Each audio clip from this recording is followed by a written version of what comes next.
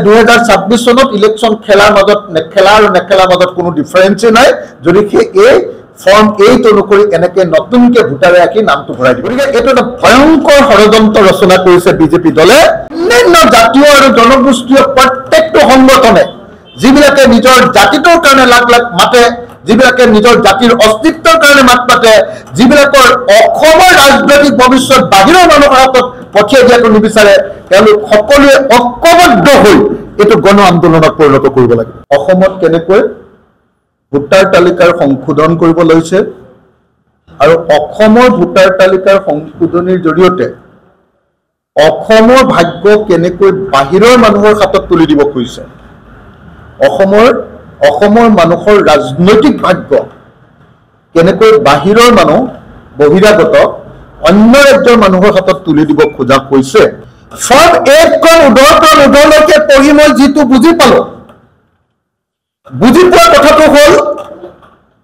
যে ফৰ্ম 8 ৰ জৰিয়তে আমি আবেদন কৰিব লাগিব যিবিলাকে নতুনকে ভোটাৰ তালিকাত নাম ভৰ্তি কৰিব খোজে ফৰ্ম 8 ৰ জৰিয়তে আবেদনকাৰীৰ নাম আৰু ইলেকশ্যনৰ photo identity card EPIC number বুলি কয় যাক সেইটো উল্লেখ কৰিব লাগে ফৰ্ম নম্বৰ 8 অনুসৰি আবেদনকাৰীক দুটা অপচন দিয়া হৈছে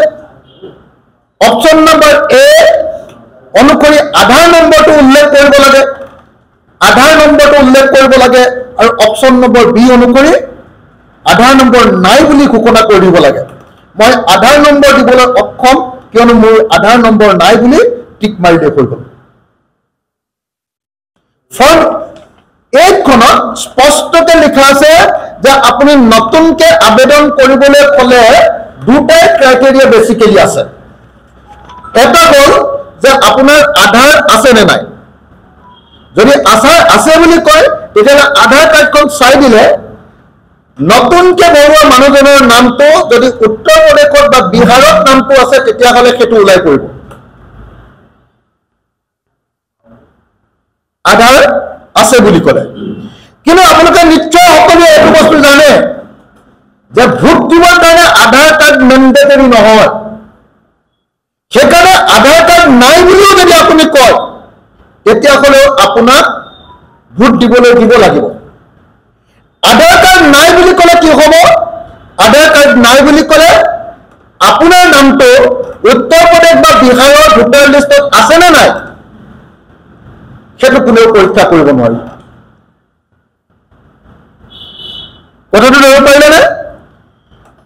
গতিকে নিৰ্বাচন আয়োগে যিটো কথা কৈ আছে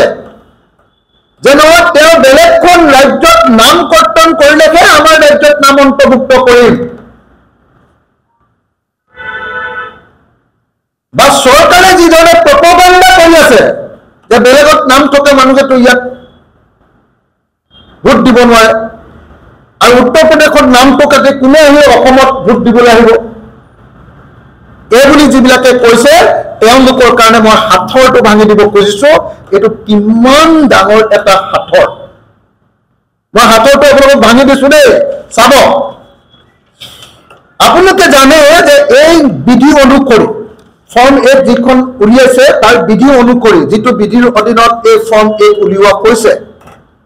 যে কোনোবা এজন কেণ্ডিডেট বিলাকে নমিনেশ্যন পেপাৰ দাখিল কৰাৰ দুদিনৰ আগলৈকে বুলি কৈছে তাৰমানে আগমুহূৰ্তলৈকে যদি কোনোবাই এপ্লিকেশ্যন দিয়ে তেতিয়াহ'লে তেওঁৰ নাম নতুন ভোটাৰ তালিকাত ভৰাব লাগিব এইটো হ'ল নিয়ম এতিয়া ধৰক এজন মানুহে উত্তৰ প্ৰদেশৰ নিৰ্বাচন কোন চনত হৈছিলে 2021 হৈছিলে নে 20 হৈছিলে ন 21 পিছত হৈছিলে উত্তৰ প্ৰদেশৰ নিৰ্বাচনত ভোট দিলে বিধানসভা নিৰ্বাচন ভোট দি শেষ হ'ল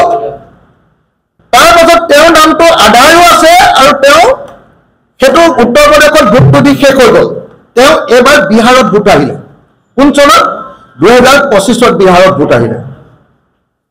2025 যেতিয়া ভোট আহিলে 2025 ভোট আহোঁতে তেওঁ উত্তৰ প্ৰদেশৰ আধাৰখনো দেখুৱালে কিন্তু ক'লে যে মই এতিয়া বিহাৰত থাকো গতিকে মোক বিহাৰত ভোট দিবলৈ দিব লাগে 2025 বিহাৰত তেওঁ ভোট দিলে উত্তৰ প্ৰদেশত ভোটটো কাটি দিলে কাৰণ এপিক নাম্বাৰটো দিব লাগে নহয় সেই এপিক নাম্বাৰটো দি দিছিলে তেওঁ সেইটো নামটো দিওঁতে ইলেকশ্যন ফটো আইডেন্টিটি কাৰ্ড যে পালে তাত কি কৰিলে যে তেওঁ ক'লে যে ঠিক আছে তেওঁ কৈ দিলে ঘোষণা কৰি দিলে ফৰ্ম 8ত যে নহয় মোৰ উত্তৰ প্ৰদেশত ভোট আছিলে মোক উত্তৰ প্ৰদেশত ভোট নালাগে এইটো কৰ্তন কৰি দিয়ক তেওঁ সেই বিহাৰত ভোট দিলে হয়নে দুদিনৰ আগত আহিলেও হ'ব মাত্ৰ এটা এড্ৰেছ লাগে হয়নে বিএলঅ বিলাকৰ লগত যোগাযোগ কৰিলে মানে এড্ৰেছ এটা চৰকাৰে মানে এড্ৰেছ এটা কৰি দি বিএলঅ কৈ দিলে ক'লে এইটো আমাৰ লিষ্ট দে এটা পাছ কৰি দিব বিএলঅ চৰকাৰৰ মানুহ গতিকে চৰকাৰে এইটো কৈ দিলে মানে কৈ দিব যে ঠিক আছে এওঁলোকৰ এড্ৰেছ আছে এড্ৰেছটো চালে ঠিক আছে এড্ৰেছ আছে পাছ এই দিলেও চিনি নাপাব বিহাৰী মানুহে আহি দিলেও চিনি নাপাব উত্তৰ প্ৰদেশৰ মানুহে দিলেও আহি চিনি নাপাব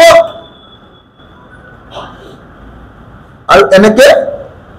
গোটেই নিৰ্বাচনটোত তেওঁলোকে প্ৰায় 20% মান ভোটৰ ইফাল সিফাল কৰি দিব পাৰে ইফালে মৃত মানুহবিলাকৰ নামত ভোট দিয়াটো আছে ইফালে ভোট দিবলৈ নহা মানুহবিলাকৰ নামত ভোট দিয়াটো আছে চাব দেই মৃত মানুহৰ নামত ভোটটো দিয়ায় ভোট দিবলৈ নহা মানুহবিলাকৰ লিষ্ট বনাই ভোটটো দিয়ায় বাহিৰত থকা মানুহবিলাকক ট্ৰেইন বা এৰোপ্লেনৰ ভাড়া দি আমি ভোটটো দিয়ায় সেইটোতো আছে আৰু কি কৰিব পাৰিব এতিয়া আটাইতকৈ ডাঙৰ কথা এটা সমষ্টিত নতুনকৈ ভোটাৰ 10,000 যদি ভৰাই দিয়ে তেতিয়াহ'লে 50টা সমষ্টিত যদি 10,000কে ভৰাই মাত্ৰ 5 লাখ ভোটাৰ আৰু 5 লাখ ভোটাৰে গোটেই অসমত চৰকাৰ বদলাই নিজৰ মতে চৰকাৰ বনাই দিব পাৰিব ধৰি ৰাখিব পাৰিব নহলে বদলাই দিব পাৰিব অন্য কোনো ব্যৱস্থাৰ জৰিয়তে এই ভয়ংকৰ ভোট চুৰিৰ ঘটনা এই ভয়ংকৰ ভোট ডকাইতিৰ ঘটনা এই ভয়ংকৰ ইলেকশ্যনৰ কি কৰা এইটো অপখন ইলেকশ্যনৰ ফলাফলক সম্পূৰ্ণৰূপে অপখন কৰাৰ ঘটনা কোনো পৰ্যায়ত প্ৰতিৰোধ কৰা সম্ভৱপৰ নহয় কোনোবাই ক'ব পাৰে যে আমাৰ নিজে বিএলএ যিবিলাক আছে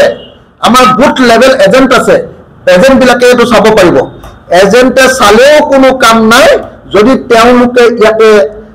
চালেও কোনো কাম নাই লিগেলি এই মানুহবিলাকে আহিব পাৰিব লিগেলি ভোট দি যাব পাৰিব লিগেলি তেওঁ এবাৰ উত্তৰ প্ৰদেশত লিগেলি তেওঁ এবাৰ বিহাৰত লিগেলি তেওঁ এবাৰ অসমত লিগেলি তেওঁ পশ্চিমবংগত আৰু লিগেলি তেওঁ আকৌ উত্তৰ প্ৰদেশত ভোট দি এটা চাৰ্কুলত 5 বছৰৰ ভিতৰত তেওঁ 5খন ৰাজ্যত ভোটত জিকাই থৈ আহিব পাৰিব প্ৰব্লেম নাই গতিকে এইটো এটা ভয়ংকৰ ষড়যন্ত্ৰ ৰচনা কৰিছে বিজেপি দলে মই আকৌ কৈছো এটাটো মেচিনত কি গণ্ডগোল কৰিব পাৰে নোৱাৰে মই এতিয়ালৈকে নাজানো কেইদিন লাগে আৰু আজি ত্ৰিপুৰাত চৰকাৰ চলি আছে ত্ৰিপুৰাৰ পৰা বৰাক উপত্যকালৈ বাঙালী মানুহ কেইজনমান অনাত কিবা অসুবিধা আছে নেকি আপুনি কওক আপুনি নিজে ভাবক পশ্চিমবংগৰ পৰা নামনি অসমলৈ মানুহ অনাত কিবা অসুবিধা আছে নেকি আপোনালোকে নিজে ভাবক উত্তৰ প্ৰদেশ বিহাৰ হাৰিয়ানাৰ পৰা অসমৰ নগৰবিলাকৰ কাৰণে উত্তৰ প্ৰদেশ মধ্যপ্ৰদেশ বিহাৰ আৰু হাৰিয়ানা এইকেইখন ৰাজ্যত চৰকাৰ আছে এইকেইখন ৰাজ্যৰ পৰা 5 লাখ ভোটাৰ অনাটো কিবা অসুবিধা নেকি আপোনালোকে নিজে ভাবক আমাৰ যোৰহাটত আমাৰ শিৱসাগৰত আমাৰ গোলাঘাটৰ টাউনত কোনে চিনি পাব হয় আমাৰ ভাৰতত আছে বুলি কৈ দিলে হৈ গ'ল কাহিনীটো আৰু সবৰে নিজৰ নিজৰ বুথ কমিটিৰ সভাপতি সম্পাদক মেম্বাৰ আছে নিজৰ দলৰ বিজেপি তেওঁলোকে ক'ব হয় এওঁলোকৰ ঘৰত থাকে নহয় আমাৰ ঘৰতে থাকে বুলি কৈ দিলে কিনো কৰিব পাৰিব আমাৰ ঘৰত থাকে এনেকৈ কৈ দিব বুথ কমিটিৰ সভাপতিজনে আৰু তাতনো কোন থাকিব আপোনালোকে সকলোৱে জানে পুলিং এজেণ্টহে থাকিব বাকীটো চৰকাৰী বিষয় অন্যান্য জাতীয় আৰু জনগোষ্ঠীয় প্ৰত্যেকটো সংগঠনে যিবিলাকে নিজৰ জাতিটোৰ কাৰণে লাখ লাখ মাতে যিবিলাকে নিজৰ জাতিৰ অস্তিত্বৰ কাৰণে মাত মাতে যিবিলাকৰ অসমৰ ৰাজনৈতিক ভৱিষ্যত বাহিৰৰ মানুহৰ হাতত পঠিয়াই দিয়াটো নিবিচাৰে তেওঁলোক সকলোৱে ঐক্যবদ্ধ হৈ এইটো গণ আন্দোলনত পৰিণত কৰিব লাগে যে 2026 চনত ইলেকশ্যন খেলাৰ মাজত খেলা আৰু নেখেলাৰ মাজত কোনো ডিফাৰেন্সে নাই যদি সেই এই ফৰ্ম 8 অনুসৰি এনেকে নতুনকে ভোটাৰে ৰাখি নামটো ভৰাই দিব পাৰে গতিকে মই এই মুহূৰ্তত অসমৰ জাতীয় সংগঠনসমূহৰ প্ৰতি বিনম্ৰভাৱে অনুৰোধ জনাইছো মই অসমৰ সকলো বিৰোধী দলৰ প্ৰতি বিনম্ৰভাৱে আহ্বান জনাইছো যে ব্যাপক ঐক্যবদ্ধ গণ আন্দোলন গঢ়ি তোলা হোক অসমীয়া জাতিৰ ভৱিষ্যত ৰক্ষা কৰিবৰ কাৰণে ব্যাপক ঐক্যবদ্ধ গণ সংগ্ৰাম গঢ়ি তোলা হোক নাম্বাৰ 1 নাম্বাৰ 2 আমি সুপ্ৰিম কোৰ্টৰ দ্বাৰস্থ হৈ এই যেটো বিধি আছে এই বিধিটো বদলাবৰ কাৰণে বাধ্য কৰোঁ আহক তাৰ বাহিৰে অন্য কোনো ট্ৰেডিশনাল উপায়েৰে ইয়াৰ পৰা অসমীয়া জাতি বচাৰ কোনো ৰাস্তা নাই